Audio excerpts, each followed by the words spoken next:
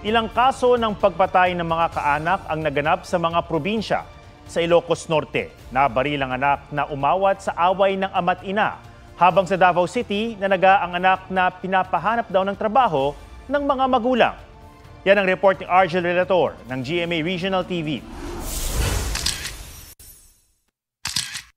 Tama sa batok at balikat ang tumitil sa buhay ng 71 anyos na lalaki sa Davao City. Suspect ang 33 anyos na anak. Batay sa investigasyon, nangyari ito habang nagsisibak ng kahoy ang ama. At pagkatapos, sunod na tinaga ng suspect ang kanyang ina. Ginagamot na siya sa ospital. Ang ugat ng krimen.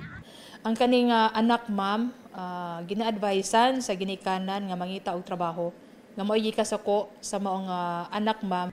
Nahuli ang suspect sa kabilang sitio at sinampahan ng reklamong parricide at frustrated parricide. Hindi na siya nagbigay ng pahayag. Ayon sa barangay, dati nang may alitan ang suspect at kanyang mga magulang. Pinabarangay na rin ng mga magulang ang anak dahil sa pananakit umano sa kanila. Sige nag-away siyang mama, siyang papa, kaya lang yung katapulan.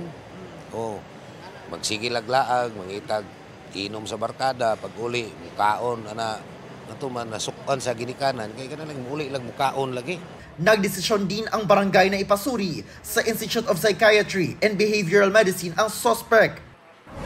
Dead on arrival naman sa ospital ang isang lalaking 25 anyos sa San Nicolas, Ilocos Norte ng pagbabarili ng sariling ama. Ayon sa pulisya, kainuman noon ng biktima ang amang 58 anyos. Bigla raw nagtalo ang kanyang mga magulang dahil umano sa selos. At nang umawat ang anak, saka siya pinagbabaril ng ama. Nakuha sa crime scene ang ilang magazine at basyo ng mga bala. Naaresto ang suspect na tumangging magbigay ng pahayag. Naharap siya sa reklamong parricide. Argel Relator ng GMA Regional TV, nagbabalita para sa GMA Integrated News.